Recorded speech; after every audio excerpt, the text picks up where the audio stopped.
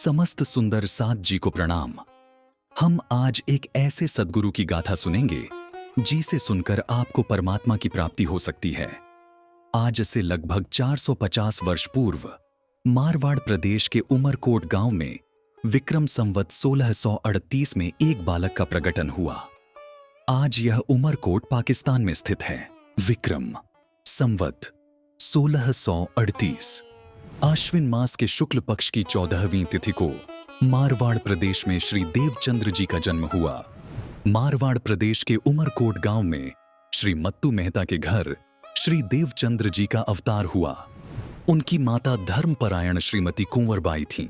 जब श्री देवचंद्र जी का मारवाड़ में प्रादुर्भाव हुआ तब घर में नर नारीगण सभी अत्यंत आनंदित हुए। यह मंगल बधाई त्रिगुणाधिदेव सहित संपूर्ण ब्रह्मांड में फैल गई है। श्री देवचंद्र जी बालकों के साथ खेलते हुए कभी प्रभु मंदिर में जा पहुंचते तो बड़े प्रेम के साथ प्रदक्षिणा करने लगते। जब कभी आप बालकों सहित मूर्तियों की पूजा करने लगे तो सब मूर्ति आपके हाथ से प्रत्यक्ष हो फल फूल आदि वस्तु ग्रहण करने लगती थीं। कभी तो हरिहर ईश्वर आदि देवों की मूर्ति आपके साथ बालक रूप से खेलने लगती थी। घरों में माता पिता से जाकर कहा तो लोग आश्चर्य करने लगे। और भी ऐसी कितनी ही घटनाएं देखने में आई जिन पर से लोगों को विश्वास होने लगा था कि देवचंद्र जी में कोई दैवी शक्ति काम करती है। अन्यथा एक साधारण बालक के साथ देवी देवता प्रसन्न होकर कब खेल सकते थे। एक दिन श्री देवचंद्र जी बालकों के साथ खेलते हुए जंगल में किसी एक तालाब के पास तक चले गए। वहां पर देखा कि जंगल के तमाम प्रेत बड़े हर्ष के साथ आपके साथ खेलने लगे, जिनको देखकर सब बालक डरने लगे। श्री देवचंद्र जी ने उन प्रेतों को भगाने के लिए उन पर पानी छींट दिया। पानी के छींटे पड़ते ही सबके दिव्य रूप हो गए और सब विमानों में बैठकर धन्य धन्य कहते हुए स्वर्ग को चले गए। यह देखकर स्वयं श्री देवचंद्र जी को भी आश्चर्य हुआ। वे बड़े विचार में पड़ गए कि अहो, मेरे अंदर कौन पुरुष है जिसका यह प्रताप बार बार देखने में आता है।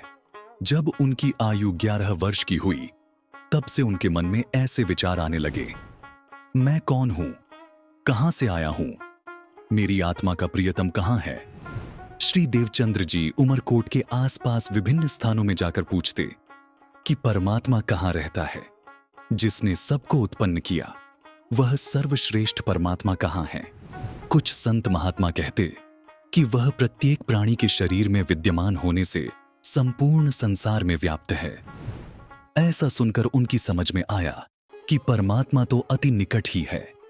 इसी निष्कर्ष को सार रूप में ग्रहण कर उसे खोज लेना चाहिए। वहीं उमरकोट में एक देव मंदिर था जिसमें पिंगल श्याम की मूर्ति स्थापित थी। श्री देवचंद्र जी प्रतिदिन परिक्रमा करके मूर्ति के सम्मुख विराजमान हो जाते। दांतों नादि नित्य क्रिया से निवृत्त होने के लिए घर से लौटा लेकर चलते। शारीरिक शुद्धि के पश्चात लौटने पर मंदिर दर्शनार्थ अवश्य जाते। उनके मन में किसी प्रकार का संकोच नहीं होता था। प्रतिदिन मंदिर में एक प्रहर तक परिक्रमा करके श्री कृष्ण की प्रतिमा के समक्ष साष्टांग दंडवत नमन करते। इस प्रकार प्रभु प्राप्ति की साधना में अत्यधिक परिश्रम करते। श्री देवचंद्र जी एक बार अपने पिता मथु मेहता के साथ कच्छ प्रदेश आए थे।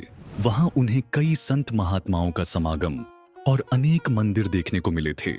उस समय की बात उनके मानस पटल पर अंकित थीं। वे सोचते रहते कि मुझे कच्छ जाना चाहिए, वहीं पहुंचकर परमात्मा की खोज करेंगे। साधु संतों के समागम से प्रभु प्राप्ति सुलभ होगी। मन में वैराग्य भावना जागृत होते ही घर में माता पिता से कुछ खटपट अनबन भी होने लगी। संसार से वैर हो गया। सांसारिक व्यवहार एवं क्रियाकलापों को देखते ही उन्हें जलन होने लगती थी। उन्हें किसी तरह समझाने के लिए सब लोगों ने अनेक प्रयत्न किए किंतु असफल रहे। वैराग्य भावना से उन्हें विचलित करने के लिए सभी संभव प्रयास किए गए।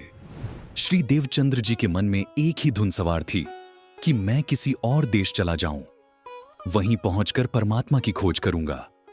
वहां कोई तो मुझे उपदेशामृत प्रदान करने वाला मिल ही जाएगा। सर्वत्र पूछते फिरते रहे कि कोई मुझे कच्छ देश जाने का मार्ग बता दे। इसी समय उमरकोट के राजा का वजीर भुजनगर जा रहा था।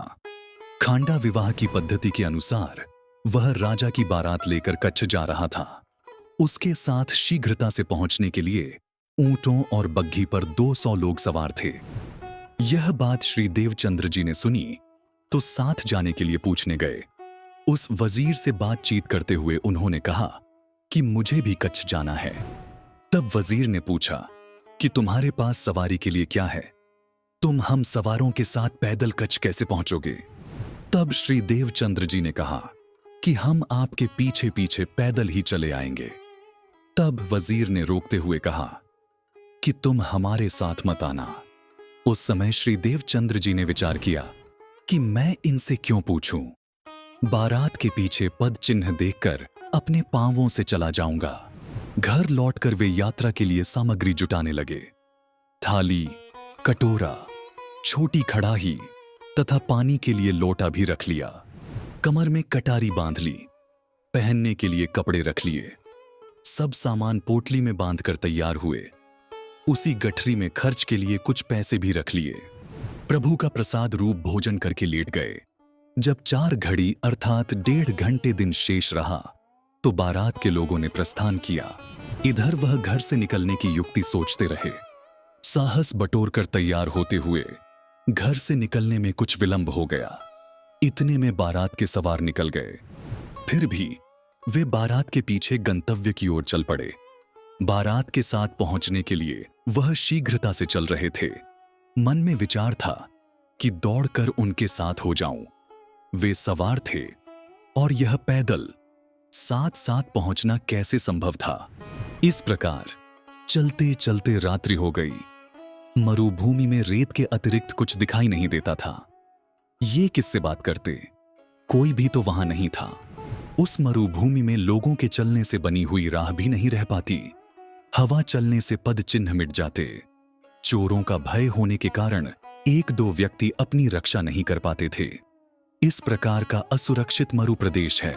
मरुस्थल की तेज आंधियां रेत के एक ढेर को उड़ाकर अन्यत्र रख देती हैं। फिर हवा चलने पर वह रेत का ढेर दूसरे स्थान में लग जाता। बाल्यावस्था होने से देवचंद्र जी भयभीत हो गए। डर के कारण पेट में दर्द होने लगा। देवचंद्र जी मन में विचार करने लगे कि इस स्थान से आगे पीछे जाने का मार्ग या मरुभूमि की सीमा कहां है। इस प्रकार देवचंद्र जी घबराए से चले जा रहे थे कि राह में एक व्यक्ति ने दर्शन दिए। उन्हें देखकर वे बहुत ही डर गए और उनके मन में ऐसे विचार उत्पन्न हुए। श्री देवचंद्र जी ने सोचा, यह चोर मुझे मार डालेगा। इससे अपनी रक्षा करने का कोई उपाय या ठिकाना नहीं है। मैं अपनी रक्षार्थ कुछ भी नहीं कर पाऊंगा। उन्हें गंतव्य दिशा में दुविधा उत्पन्न हो गई। इतने में वह व्यक्ति समीप आ गया।